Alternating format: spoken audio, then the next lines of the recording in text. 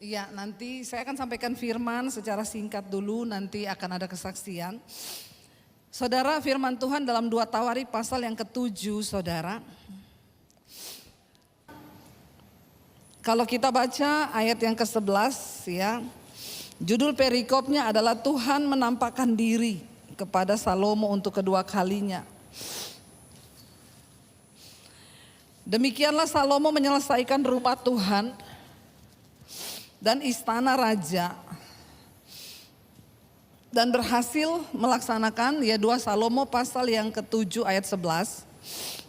2 Tawarik 7 maaf ya. 2 Tawarik 7 ayat yang ke-11. Tuhan menampakkan diri kepada Salomo untuk kedua kalinya. Demikianlah Salomo menyelesaikan rumah Tuhan dan istana raja, dan berhasil melaksanakan dalam rumah Tuhan dan dalam istananya segala sesuatu yang timbul dalam hatinya. Kita tahu ketika Daud sudah diberikan kemenangan, kemerdekaan ya. Daud berhasil merebut setiap tanah-tanah yang dijanjikan untuk bangsa Israel. Daud berhasil menaklukkan setiap musuh-musuh yang ada di sekeliling dia. Dan ketika Daud sudah menikmati istana, semua kemerdekaan yang Tuhan beri, Daud berpikir begini, saudara, aku nih enak-enakan di dalam istanaku karena kemerdekaan sudah Tuhan berikan. Tetapi kenapa Tuhan tidak memiliki rumah, dan tabut perjanjian itu hanya tinggal di tenda. Lalu Daud punya satu kerinduan untuk membangun rumah bagi tabut Allah itu, yang dimana Daud percaya bahwa di situ nanti Tuhan akan berdiam dan Tuhan hadir. Karena memang tabut perjanjian itu adalah lambang kehadiran Tuhan. Ketika Daud punya niat untuk membangun itu, lalu Tuhan berfirman bahwa bukan Daud yang akan membangun rumah baginya, tetapi anaknya yaitu Salomo. Karena tangan Daud sudah berlumuran darah, dia banyak membunuh dalam peperangan. Tapi Tuhan berkata, maka Salomo yang akan membangun rumah bagiku. Dan setelah Daud mempersiapkan semuanya, lalu Salomo pada waktu itu dipakai Tuhan untuk membangun rumah bagi Tuhan.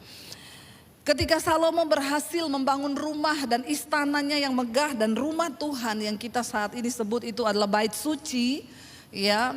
Dan bait suci itu ada di Yerusalem, di atas gunung Moria, yang dulu Abraham pernah mempersembahkan anak. Kalau saudara ada waktu, ikut ke Israel supaya saudara bisa melihat di mana tempat-tempat bersejarah di Alkitab. Nanti mesbah doa bulan Oktober kita akan berangkat ke sana. Sudah ya hampir 60 pesertanya. Jangan takut, kalau belum waktunya mati, tidak mati. Amin. Ya, yang punya uang ikutlah saudara ya, karena kesempatan itu kadang tidak datang. Ini banyak lagi yang tanya, ibu emang sudah aman? Saya ini tiap setahun 2 kali berangkat. Apa yang terjadi? Ya, belum waktunya mati, tidak mati. Ya, biar perang juga kita tetap berangkat. Ya, nggak ada apa-apa saudara ya.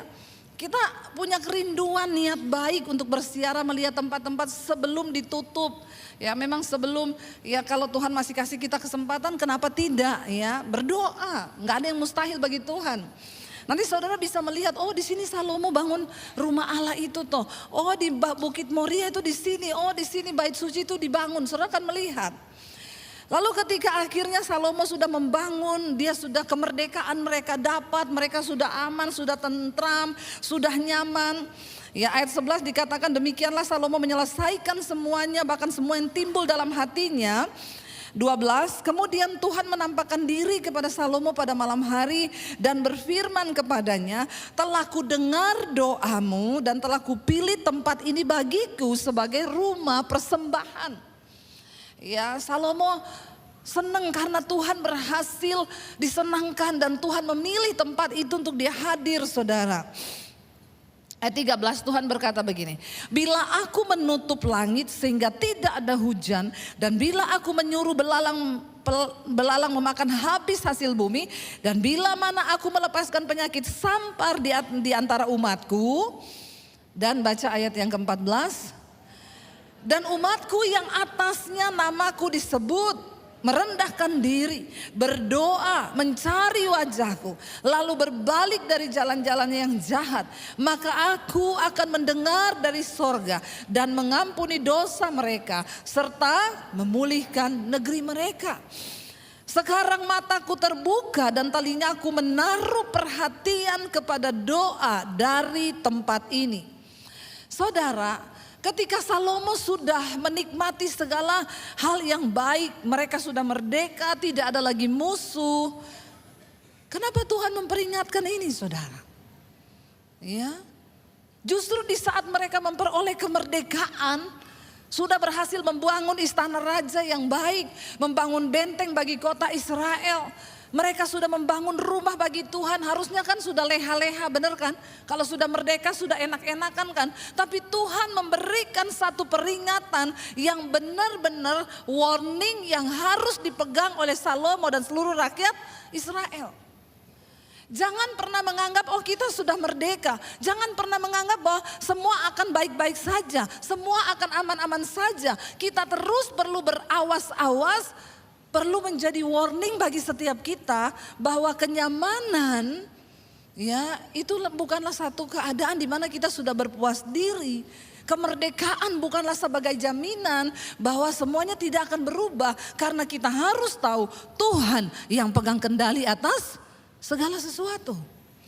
Tuhan bilang begini, walaupun kamu sekarang sudah merdeka, walaupun sekarang kamu sudah menikmati segala kebaikan, bila mana, ayat 13 bilang tadi, aku Tuhan menutup langit sehingga tidak ada hujan. Kalau di Indonesia terbalik, hujan terus. Masalah enggak kalau hujan terus? Masalah, gagal panen, saudara. Kasihan padi yang harusnya dipanen itu terendam banjir. Sekarang saya dengar di pasar itu tomat harganya mahal, iya enggak ibu-ibu? Yang sering ke pasar atau ke All Fresh. Ya, naik melambung tinggi. Kenapa? Harusnya musim panas bisa panen, cabai bisa panen, tapi ini kita nggak bisa tahu musim. Harusnya sekarang sudah musim panas, tapi masih hujan terus nggak? Hujan. Ya, karena Tuhan yang pegang kendali atas langit. Kalau Dia berkata tidak akan turun hujan atau Dia berkata akan hujan terus, maka itu akan terjadi. Ketika Dia bilang maka tidak ada hujan bila mana aku menyuruh belalang memakan habis hasil bumi. Kita hidup di atas tanah Indonesia. Kita makan di atas tanah ini. Kita diberkati Tuhan di atas tanah ini. Karena itu jangan pernah tabur doamu bagi bangsa ini, saudara. Jangan pernah merasa sudah merdeka, semuanya sudah aman. Sesuatu bisa terjadi sewaktu-waktu kalau kita tidak berjaga-jaga di dalam doa. Bukan berarti kenyamanan menjadi segalanya. Tuhan berfirman pada Salomo, keadaanmu sudah baik, kerajaanmu sudah baik, engkau sudah membangun rumah bagiku. Tetapi ketika semuanya selesai, semuanya terasanya baik, Tuhan bilang, awas. Kalau aku berfirman atas satu bangsa, itu pasti akan terjadi. Kelaparan bisa datang, saudara. Sekarang semua yang terjadi di atas bangsa kita ini, saudara, ya ada begitu banyak isu, ada begitu banyak sampai orang pada ketakutan, katanya nanti tanggal 17 semua akan dipantau rekening. Ya, kalau yang punya puluhan miliar atau ratusan miliar sakit kepala, ini yang nggak ada saldo juga ikut-ikutan bingung. Itu yang saya bingung, saudara. Ya, ada yang tanya, Bu, nanti kalau tanggal 17 kita rekeningnya dipantau. Saya tanya, Ibu ada berapa puluh miliar? 2 juta, enggak usah pusing. Ya, nggak ada yang perhatikan kalau cuma segitu, Bu. Yang bingung orang nggak ada duit juga ikut-ikutan pusing, saudara. Ya, karena memang lagi keadaannya begitu. Sekarang yang banyak duit bingung mau taruh duit di. Ada yang mau titip sama saya, boleh? Ya, pusing, orang banyak duit juga pusing. Makanya bersyukurlah kita yang pas. Sadar diri ya, kita puji Tuhan ya. Pas-pasan, saudara. Gak usah pusing, gak usah bingung. Kita percaya Tuhan yang pegang kendali. Ada ramalan yang muncul melihat Indonesia penuh darah, penuh gini, gak usah takut. Lakukan bagianmu. Tapi jangan merasa juga terlalu nyaman. Harus terus menangis buat bangsa ini. Tuhan beri peringatan kepada Salomo, walaupun kau sudah aman, sudah merdeka, sudah membangun istana, sudah membangun tembok atas Yerusalem, perlindungannya sudah kokoh, tapi Tuhan bilang, semua yang akan rancangan keburukan atas bangsamu itu bisa dihalau. Dengan cara apa? Ayat 14 bilang, ketika umatku yang atasnya namaku disebut, mereka merendahkan diri, berdoa dan mencari wajahku, lalu berbalik dari jalan-jalannya yang jahat, maka aku akan mendengar dari sorga dan mengampuni dosa mereka serta memulihkan negeri mereka. Kita perlu berdoa buat negeri ini, saudara. Ya, kemarin tadi pagi saya baca berita di Singapura kemarin ketangkap. Ya, rekening pencucian uang 38 triliun. Ditunjuk satu badan yang harus mengelola barang-barang sitaan itu. Ada tas Hermes, ada berlian, ada emas batangan, ada uang, saudara. Langsung ditunjuk satu perusahaan yang harus mengelola itu, uang-uang harus dilelang dan dikembalikan. Di luar negeri, di Indonesia, hasil sitaan korupsi itu ratusan bahkan ribuan triliun. Kemana, saudara? Memang Indonesia ini memang ya penuh nggak tahu keajaiban atau apa ya. Itu kalau dikumpul itu uang-uang, kita sih cuma melihat aja ya. Disita 300 triliun, 200 triliun, semua saudara. Ya, saya bilang sama suami, kemana itu uang-uang itu ya? Coba kalau sudah dibagi-bagi sama rakyat, ya enggak? Mau nggak dapat? Mata duitan juga ya. Ya, uang hasil sitaan. Saudara, ya kita perlu berdoa buat bangsa ini. Supaya pemerintahnya enggak rakus uang. Dari bawah sampai atas itu. Pokoknya saudara, ngeri ini roh cinta uang di atas bangsa kita ini gila, benar-benar luar biasa. Kita berdoa supaya dimulai dari para pejabat. Mereka punya roh yang takut akan Tuhan. Setidaknya takut Tuhan tuh loh. Bahwa satu saat juga dia akan mati gitu loh. Kalau dia mati tuh uang mau dibawa kemana gitu. Ya, kita berdoa buat bangsa ini sungguh-sungguh, saudara. Indonesia ini kaya. Tetapi selama ini ya kita harus sungguh-sungguh berdoa. Ya, berdoa buat bangsa ini. Tuhan bilang apabila kita umatku yang atasnya namaku disebut, merendahkan diri, berdoa mencari wajah Tuhan. Kita orang Kristen yang ada di atas bangsa ini harus merendahkan diri, mencari wajah Tuhan.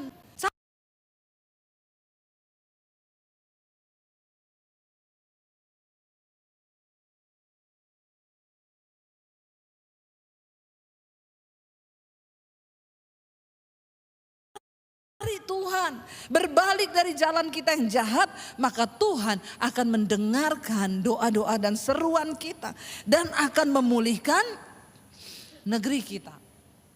Kita perlu campur tangan Tuhan.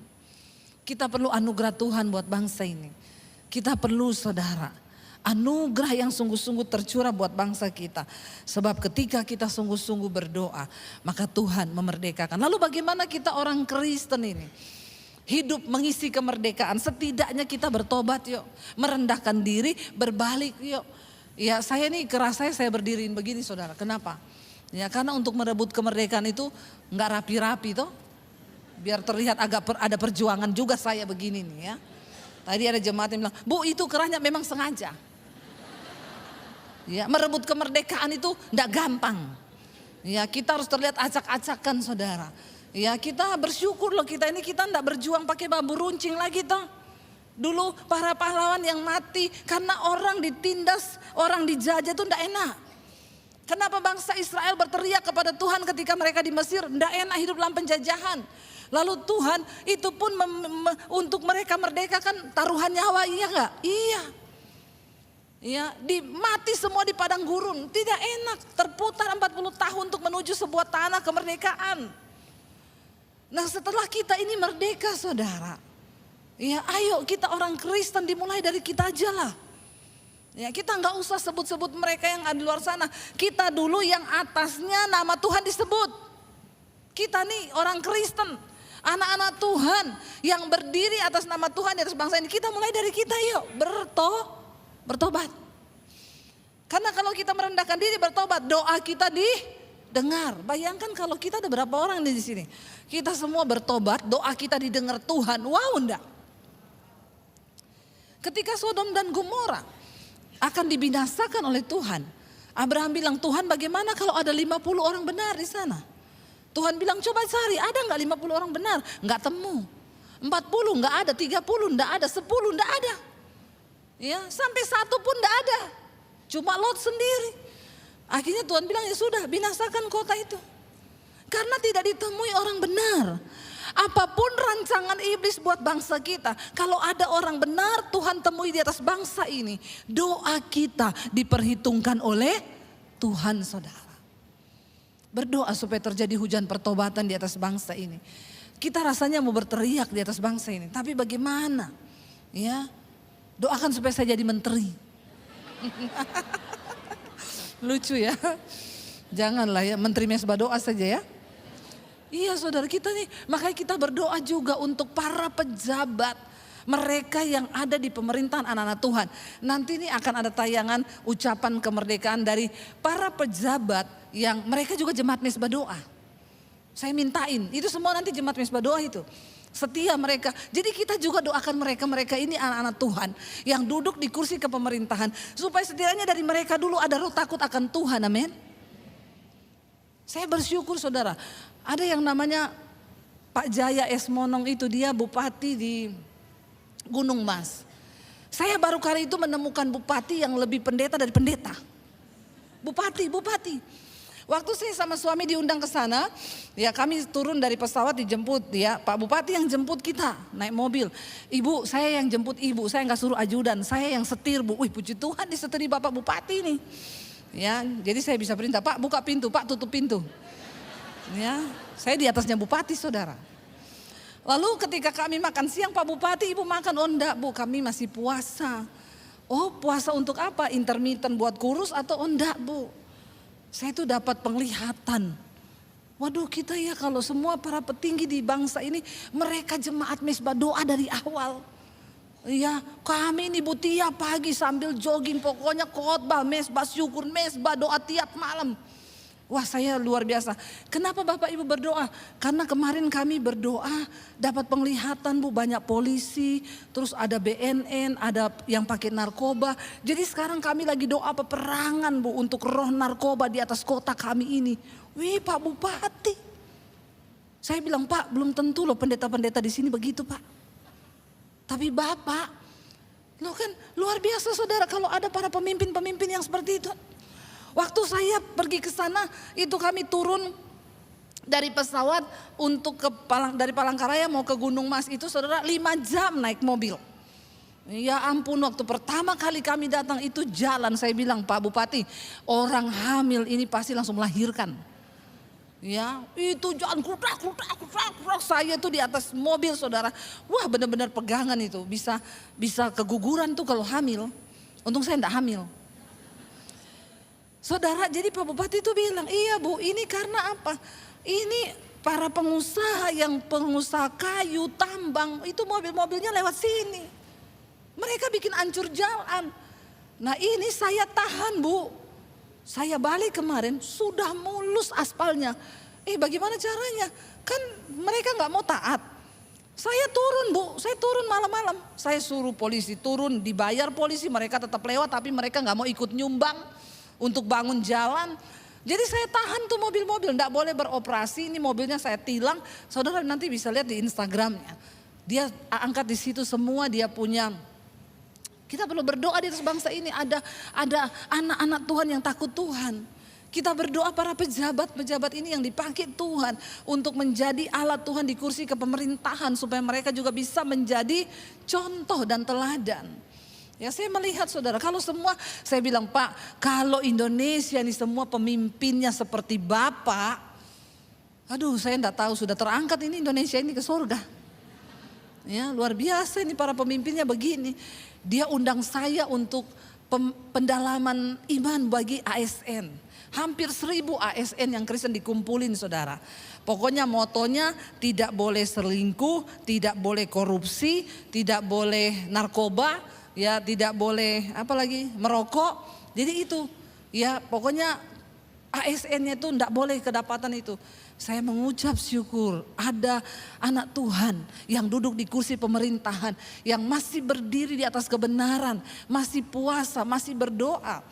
Saudara, kita rindu Indonesia ini bisa punya orang-orang yang takut Tuhan. Ya, tidak salah orang Kristen duduk di pemerintahan itu enggak salah. Cuma yang jadi salah yaitu dia pilkada sama pilkabe. Ya, kalau pilkada lupa jadi, kalau pilkada sudah jadi lupa janji-janjinya. Biar anak Tuhan juga seringkali begitu. Makanya kita perlu berdoa supaya ada anak-anak Tuhan yang memang hidup benar, yang Tuhan taruh mereka tuh duduk di kursi-kursi pemerintahan, supaya apa yang mereka buat di sana benar-benar menjadi contoh dan teladan. Jadi bagaimana kita ini yang sudah menerima Kristus, mari kita terus hidup merendahkan diri karena kuasa Tuhan sanggup memerdekakan kita dari dosa. Nah, kita akan mendengarkan kesaksian dari Jemaat Mezbah Doa. Saya undang Ibu Kristina. Tadi mana Ibu? Silakan maju ke depan Ibu Kristina yang merasa namanya saya sebut. Yang tadi kita sudah janjian Bu. Wah, ini ibunya maju ya. Tepuk tangan buat Tuhan Yesus, saudara.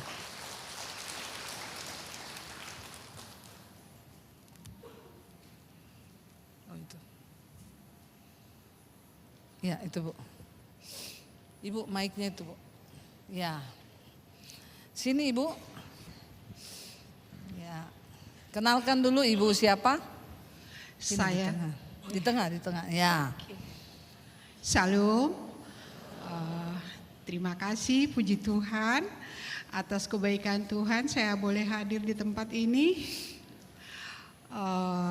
Namanya dulu, namanya siapa? Bertemu dengan Namanya Ibu siapa? yang tercinta. Nama saya Ibu Kristina. Ibu Kristina. Saya dari Batak, jadi saya punya marga.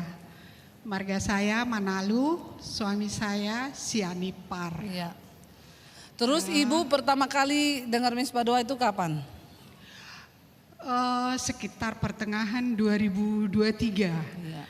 Saya banyak pergumulan saat itu. Iya. Dan adik saya ada di sini juga menganjurkan untuk saya boleh rajin mendengarkan khotbah Ibu Debbie. Iya. Oke, saya buka. Tapi pada awalnya saya kurang tertarik karena saya melihat profil Ibu itu kan agak tomboy gitu kan ya. Kebangetan ya saudara ya. Iya benar. Ibu enggak tertarik, saya kenapa? Ya itu tadi penampilan Ibu kurang meyakinkan menurut saya.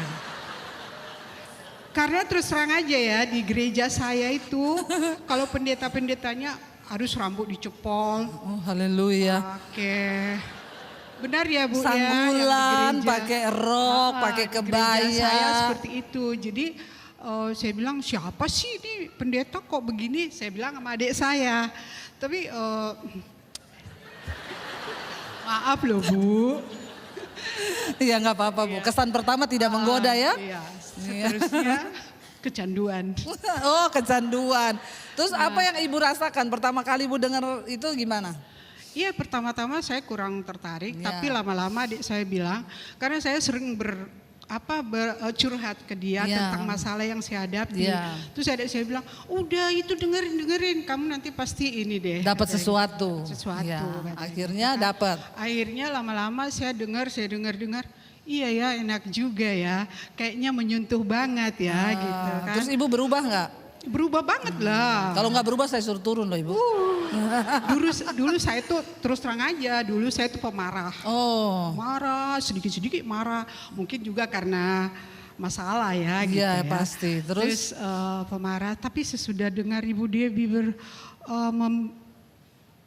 menyampaikan kesaksian-kesaksian, saya dengar akhirnya khotbah Ibu. Iya ya, kok saya kalau marah-marah itu dikuasai iblis gitu ya. Oh, jadi akhirnya, sadar ya? Sadar benar Bu. Saya juga kadang-kadang dengan suami juga kan, ya ini aja ya terbuka aja ya. Kadang-kadang dengan suami juga kadang-kadang marah, sedikit-sedikit marah. Tapi sekarang saya lebih bisa menahan diri. Puji Tuhan, tepuk tangan dong saudara ya. Dengan model pendeta begini nih, puji Tuhan ya Ibu. Puji Tuhan. Dan sekarang saya lebih banyak mengalah. Iya, karena, banyak mengalah. di samping usia juga sudah Iya, semakin iya, tua. jangan marah-marah terus nanti, Dan ya. saya memang kepengen punya kehidupan Iya betul. yang kedua nanti iya. kekal untuk ikut di sorga bersama Amin, Tuhan. amin. Gitu. Terus Ibu Jadi, masalahnya apa nih yang masalah Ibu mau cerita? saya punya anak Iya. perempuan sekitar 15 tahun yang lalu tiba-tiba mengalami semacam kelainan gitu ya. Padahal dia dari lahir tidak ada masalah. Tidak ada masalah. Cuman sesudah dia selesai dari D1 Sekolah, dari oh iya. sekretaris Saint Mary gitu kan, sempat bekerja, tapi dengan berjalannya waktu saya tidak tahu tiba-tiba orangnya jadi pemarah. Pemarah dulu karena dulu juga Ibu banyak setan toh. Mungkin itu transfer. Iya, saya dari semuanya. Iya, Tapi kan makanya. jadi dia waktu dia marah-marah itu saya juga ikut marah. Iya, ikut akhirnya emosi Ikut setan ketemu setan. marah-marah itu. Dan puncaknya saya kalau cerita anak saya ini sampai sempat keluar rumah malam-malam, subuh-subuh juga sering Sampai pulang. depresi berat saudara Iya, ya. kalau kata dokter sih skizofrenia ya, skizofrenia, istilah medisnya. Jadi karena saya sudah tidak kuat melihat anak ini, akhirnya saya ya itulah ya kebaikan Tuhan menunjukkan seorang pendeta ketemu begitu, bagaimana jalan ceritanya saya juga kurang ingat lagi gitu. Akhirnya anak saya ini dibawa ke tempat rehabilitasi di Cibadak. Dia rehabilitasi selama 17 bulan dengan biaya gratis. 1 tahun lebih ya. 1 tahun lebih. Saya merasa aduh ini kok Tuhan baik sekali ya. Ada pula tempat rehabilitasi yang gratis. Saya tuh nggak tahu deh bagaimana caranya mengucap syukur lagi gitu. Akhirnya tapi karena waktunya hanya dikasih sekian lama, karena ini kan orang harus bergilir lagi. Nah sesudah anak saya ini pulang, dia tidak melanjutkan pengobatan dan tidak mau ketemu dengan dokter. Akhirnya kembali lagi kambuh, bahkan lebih parah. Jadi waktu adik saya bilang, udahlah Kak, berdoa saja. Karena keluarga juga banyak menganjurkan, mungkin dia kena guna-guna lah gitu. Kuasa gelap. Terus mereka menganjurkan untuk saya bawa anak saya ke dukun. Saya bilang, saya tuh kayaknya bertentangan dengan iman saya gitu. Jadi saya tidak mau, tapi ya begitu akhirnya nggak ada kesembuhan. Dan saya kalau dengar, karena adik saya suka menganjurkan saya untuk dengaran khotbah Ibu Debbie, akhirnya saya diam-diam saya putar itu YouTube malam-malam, dan anak saya ini suka marah gitu. Awal-awalnya marah. Kenapa sih dengar itu apaan sih gitu. Terus saya kecilin, saya hanya dengar di kuping saya gitu. Karena saya kebetulan tidurnya bareng. Karena dokter bilang anak ini nggak boleh dibiarkan sendiri. Jadi setiap sebelum tidur saya ulus-ulus begitu. Tapi dalam hati tetap dalam doa gitu. Pasti berat ya Bu, punya anak Bu. seperti Saya itu pernah saudara. sampai dipukul sama anak ini gitu, saking parahnya. Sudah parah ya. Jadi kan saya pernah sampai dipukul, tapi ya karena saya juga belum begitu mengenal, belum mengerti gitu firman ini, saya juga balas dengan kemarahan gitu. Akhirnya kan bukan pemulihan yang terjadi. Malah semakin manifestasi, dua-dua manifest ya. Dia manifest, Ibu juga manifest. Iya, terus tapi selanjutnya saya makin sering dengar firman yang Mesbah doa yang Ibu sampaikan, dan dia marah-marah sama saya. Akhirnya dengan pelan-pelan saya putar itu YouTube Ibu, tetap dia marah, tapi tiba-tiba ya mungkin Tuhan udah mendengarkan doa saya. Karena Ibu juga sudah berubah. Dan saya juga sudah berubah. Saya mengakui Bu, memang saya juga orangnya emosian, temperamen dulu ya. Tapi sekarang ya itu banyak pengaruhnya dengaran khotbah Ya. ibu. Nah, sesudah beberapa awal pertengahan tahun lalu ya, akhir tahun lalu, tiba-tiba dia bilang, Mama saya mau ke gereja ya. Wow, puji Tuhan Saya ya. tuh mau menangis saking terharu. Kok ini tiba-tiba ini apa benaran apa iya? Enggak sih gitu. Iya. Terus kok tiba-tiba minta ke gereja sementara selama ini mendengarkan firman Khotbah aja aja nggak- malas, iya. nggak boleh gitu Marah. kan. Nah udah itu saya kebetulan dekat rumah kami ada gereja tapi bukan gereja seperti Ya, pokoknya gereja lah, gereja gitu. Terus dia bilang, Mah aku mau ke gereja katanya. Terus ibu seneng ya. Bukan senang lagi Bu, saya Iya. bilang, ya Tuhan terima kasih ini jawaban Iya. doaku kah? Aku gituin kan. Iya boleh dek saya bilang. Jadi saking terharunya saya ikutin dia ke gereja pada hari itu. Tapi Iya. karena saya tidak mengerti bahasanya, saya tetap di gereja saya dan anak saya ini tetap beribadah di situ. Tapi dalam hati saya, dia mau saja ke gereja, Iya, sudah sudah puji puji Tuhan. Tuhan banget Iya. gitu. Dan seterusnya kalau saya terlambat mendengarkan mesbah doa, malah dia yang mengingatkan. Dia bilang, Oh. Mah nggak dengar pendeta Debbie tuh, katanya gitu. Oh, puji Tuhan saudara ya. Ya Tuhan kok baik sekali ya, memang ya kita Jadi tidak sekarang tahu dia juga rencana sudah Tuhan. ikut mendengarkan misbah doa. Ada Bu, ada dia saya bawa. Oh, puji gitu Tuhan ya. anaknya ada sekarang. Ada sama saya. Luar juga biasa. ada. Bahkan sekarang juga sudah pelayanan ya anaknya ya di gereja ya, udah rajin. Rajin Bu. Jadi Iya, kalau puji kalau kami kan orang Tapanuli biasanya hari Minggu itu arisan-arisan gitu ya. Iya. Jadi biarpun saya tinggalkan dia di rumah, tapi Dia dia tetap- pergi ke gereja. Oh, Kadang-kadang saya puji lupa memberikan persembahan. Kamu ke gereja kok nggak bawa persembahan? Nggak apa-apa lah Ma, yang penting firman Tuhan katanya. Iya. Dan dia selalu setiap pulang gereja saya menanyakan, tadi firman Tuhan Apa? dari dari mana, terambil dari mana, saya bilang gitu. Kadang-kadang ada dari Lukas, dari Yohanes, cerita tentang apa, saya selalu puji nanya Tuhan gitu ya. ya. Terus dia bercerita, oh iya, Jadi ibu berapa lama? Jadi berarti anak ibu tuh sakit? udah ada, keadaan sakit itu ada 12 tahun. Bu. 12 tahun loh saudara. Saya anaknya bergumul depresi. selama 12 tahun. Iya. Tapi ya memang harus khotbahnya Ibu Debbie kali yang memulihkan semua Jadi di sini, pergumulan ya, saya. Tuhan Yesus. Jadi di sini saya mau lihat gini Bu. Jadi saudara tahu nggak kenapa anak itu disembuhkan? Karena mamanya disembuhkan dulu. Amin. Amin. Karena mamanya dipulihkan, makanya anaknya dipulihkan. Tadinya mamanya juga sakit jiwa. Benar, Iya, sakit benar. jiwa, iya. Ibu kan udah ngerti bahasa sakit jiwanya Iya, saya kan. iya. Dikit-dikit marah, dikit-dikit ngamuk, itu sakit Iya, jiwa iya, saudara. iya, Bu. Nah bayangkan kalau mamanya sakit jiwa, itu anak juga tertekan. Iya. Nah makanya dia sembuh kenapa? Karena mamanya ini dengar firman, bertobat. Ketika dia bertobat, ya dia bisa mengasihi anaknya. Lalu kesembuhan itu terjadi. Makanya itu yang Alkitab bilang kita dipulihkan untuk memulihkan. Kita dimerdekakan untuk memerdekakan.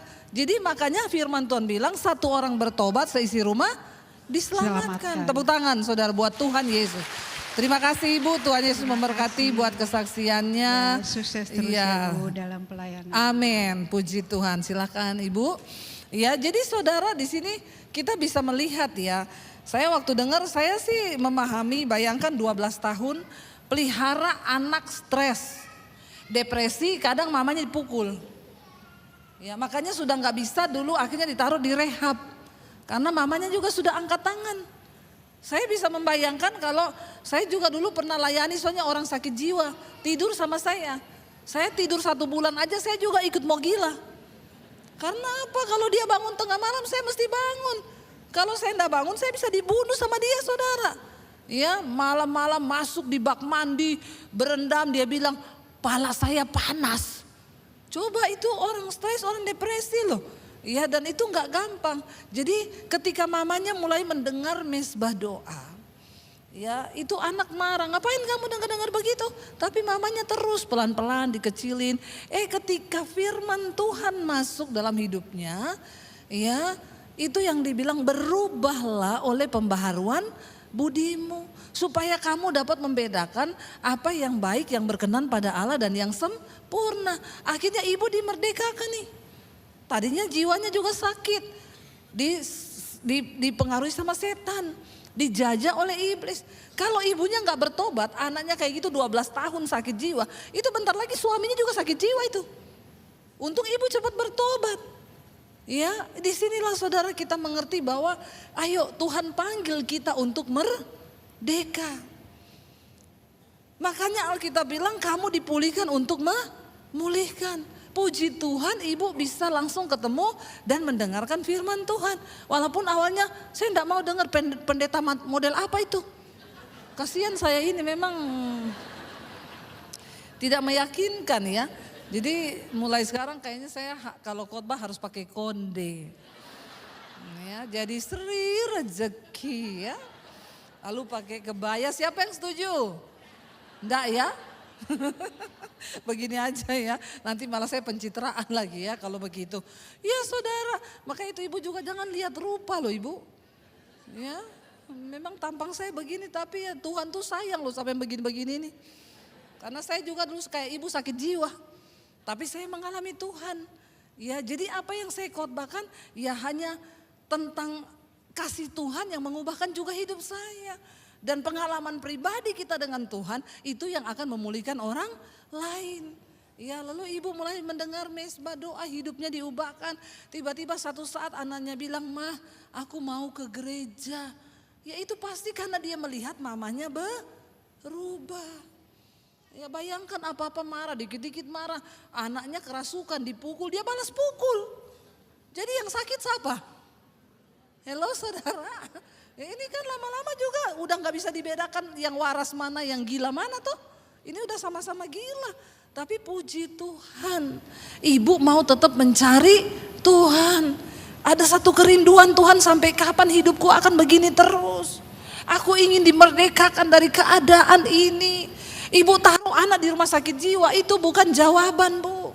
Tapi berusahalah kita dulu yang dipulihkan, baru kita bisa memulihkan orang lain.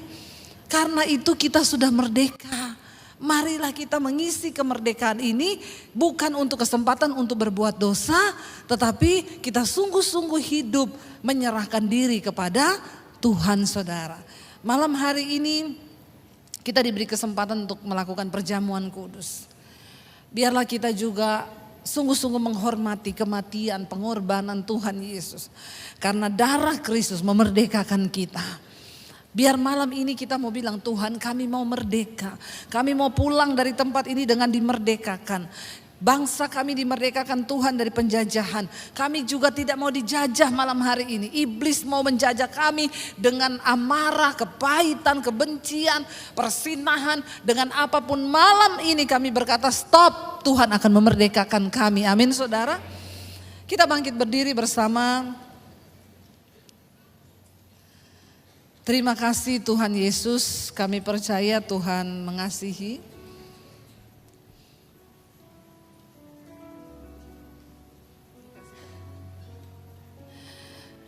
Kita mengucap syukur saudara, ya bahwa Tuhan sudah mati bagi kita. Yesus menyerahkan tubuh dan darahnya supaya kita dimerdekakan. Mari kita renungkan hidup kita di hadapan Tuhan. Mungkin hari-hari ini ada sesuatu yang sedang membebani engkau, yang sedang menjajah, mengikat engkau, dan engkau gak bisa merdeka. Bilang pada Tuhan, kami mau dimerdekakan Tuhan. Seperti kesaksian yang kami dengar malam ini. Anak itu disembuhkan karena ibu mulai mendengarkan firman yang memerdekakan. Karena di mana ada kebenaran, di situ ada kemerdekaan. Kami mau dimerdekakan malam hari ini Tuhan. Supaya hidup kami menjadi berarti. Supaya tidak sia-sia pengorbanan Kristus bagi kami. Terima kasih buat kematian dan pengorbanan-Mu Tuhan. Katakan bersama pujian ini di hadapan Tuhan. Sambil kita merenungkan akan kasih dan kebaikan Tuhan. Salib-Mu membuka mataku. betapa berharga nilai hidupku, menanggung semua dosaku, berikan hidupku, menggantikan diriku, bukan karena perbuatanku, anugerah yang selamatkanku. Yesus, apa arti hidupku bila kau tak berikan nyawamu yang terbaik tersedia bagiku. Ku bersyukur atas kasih-Mu. Yesus, apa arti hidupku bila kau tak berikan nyawamu bagi kami, Tuhan. Yang terbaik, yang terbaik tersedia bagiku. Ku bersyukur atas kasih karunia-Mu.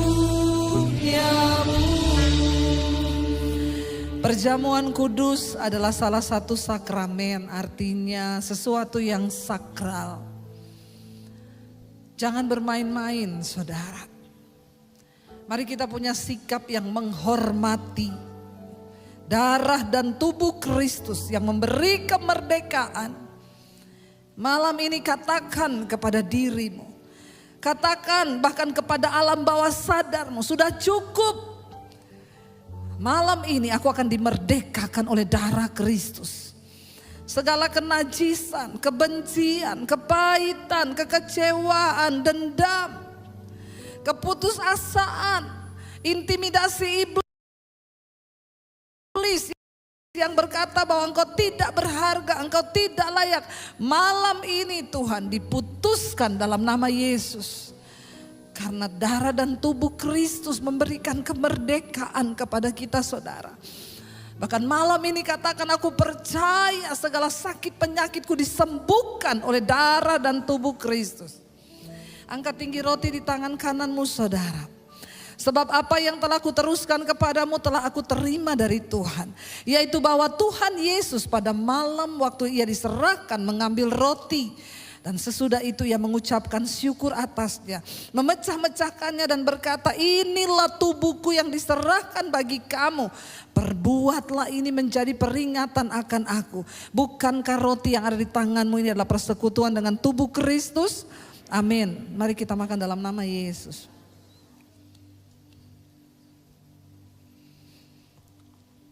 Mari angkat tinggi cawan di tangan kananmu, saudara. Demikian juga ia mengambil cawan sesudah makan dan berkata, cawan ini adalah perjanjian baru yang dimateraikan oleh darahku. Perbuatlah ini setiap kali kamu meminumnya menjadi peringatan akan aku. Saudara, darah yang tercurah mematahkan setiap kutuk di atas kayu salib. Kutuk sakit penyakit, kutuk kematian, kutuk maut, kutuk kemiskinan, kutuk keturunan, kutuk apapun ditanggung dan disucikan oleh darah Kristus. Darah yang berkuasa, darah yang sanggup mengubah kutuk menjadi berkat, darah yang sanggup mengubah kematian menjadi kehidupan. Mari saudara, dengan iman taruh dalam hatimu, percaya ada kuasa dalam darah Kristus ini. Bahkan darah ini juga tercurah bagi keluargamu. Darah ini juga tercurah bagi anak cucumu yang belum bertobat. Darah ini juga tercurah untuk orang tuamu yang belum bertobat. Darah ini juga tercurah buat suamimu, istrimu yang belum bertobat, buat kakak adekmu yang belum bertobat. Malam ini Tuhan, kami bawa nama-nama keluarga kami yang belum bertobat, Tuhan. Ingat akan mereka Bapa. Kami berdoa biar belas kasihan-Mu juga sampai kepada mereka. Darah ini juga tercurah buat dosa bangsa kami Tuhan. Darah-Mu juga tercurah buat rakyat Indonesia. Darah ini juga tercurah untuk dosa para pemimpin kami di atas bangsa ini. Kami berdiri atas nama bangsa kami, keluarga kami. Kami mewakili Tuhan, ampuni Bapa. Kami berdoa biar kuasa darah-Mu juga boleh tercurah buat bangsa ini. Sehingga setiap kutuk atas bangsa ini dipatahkan oleh darah Yesus. Pemberontakan, kerusuhan, pertikaian dipatahkan dalam nama Yesus. Dengan darah Kristus ada keselamatan dan pertobatan buat bangsa Indonesia. Mari angkat tinggi cawan nih saudara. Bukankah cawan perjanjian baru ini yang dicurahkan oleh darah Kristus adalah persekutuan kita dengan Kristus? Katakan amin dan minum dalam nama Tuhan. Terima kasih Tuhan. Terima kasih Tuhan Yesus. Kami bersyukur. Kami bersyukur Tuhan. Terima kasih buat darah-Mu. Terima kasih buat kematian. Terima kasih buat salib-Mu. Terima kasih Yesus. Oh, karena salib-Mu ku hidup. Karena salib-Mu ku menang. Engkau yang berkuasa sanggup untuk melakukan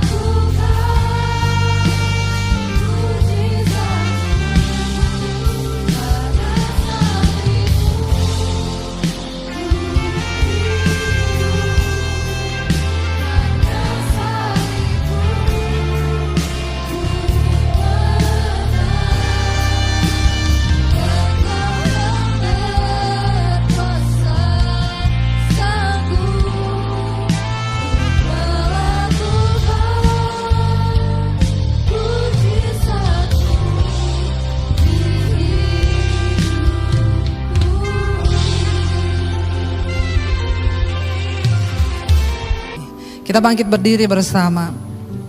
Bapak, kami terus mendukung untuk semua anak-anak Tuhan yang ada di kepemerintahan di atas bangsa kami.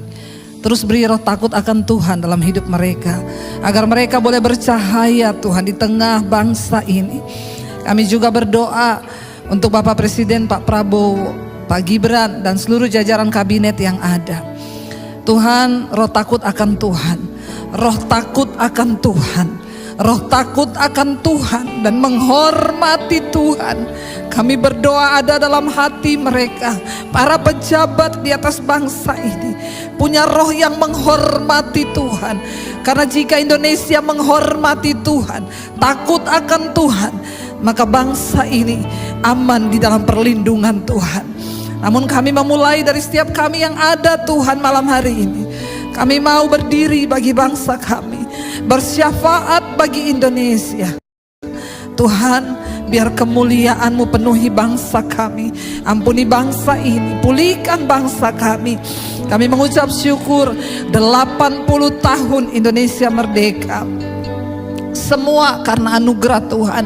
Karena itu juga ajar pada kami bagaimana kami anak-anak Tuhan harus berdiri mengisi kemerdekaan di atas bangsa ini. Kami memulai dari hidup kami sendiri. Kami mau bertobat, merendahkan diri, berbalik dan mencari wajah Tuhan, supaya doa kami didengar oleh Tuhan, supaya kami bersyafaat bagi bangsa ini. Biarlah hujan pertobatan tercurah bagi Indonesia. Dari Sabang sampai Merauke, orang-orang bertekuk lutut berbalik kepada Tuhan, meninggalkan jalannya yang jahat, karena dosa adalah noda bagi bangsa. Kami berdoa Tuhan, berkati para hamba-hamba Tuhan di atas bangsa ini. Biarlah hamba-hambamu berdiri di atas dasar kebenaran firman Tuhan, tidak kompromi dengan dosa, dan sungguh-sungguh membawa umat Tuhan kepada jalan pertobatan dan kebenaran.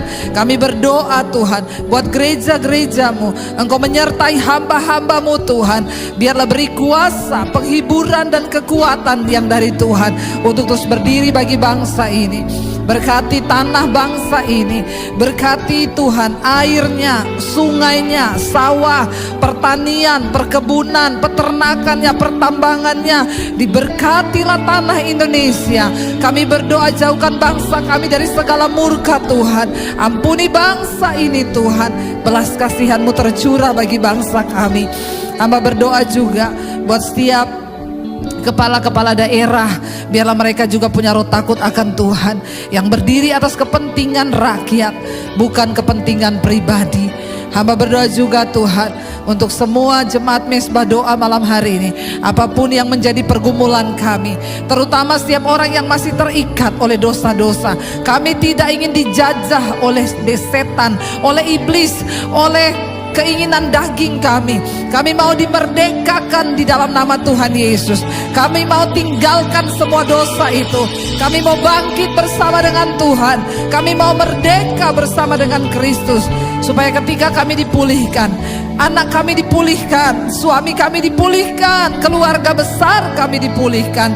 Terima kasih Bapa. Setiap persoalan masalah yang kami hadapi, kami tahu tidak pernah melebihi batas kekuatan kami. Tuhan memberikan kami jalan keluar dan kekuatan untuk kami sanggup untuk menanggungnya. Terima kasih Bapa. Mari buka hati dan tanganmu saudara malam hari ini. Karena itu terimalah kiranya berkat, rahmat, anugerah dari Allah Bapa, cinta kasih dari Tuhan Yesus Kristus, penyertaan Allah Roh Kudus yang akan terus menyertai hidupmu mulai malam hari ini, bahkan sampai kali yang kedua Tuhan Yesus datang kembali menjemput setiap kita. Nama kita tercatat di dalam kitab kehidupan. Katakan bersama, amin.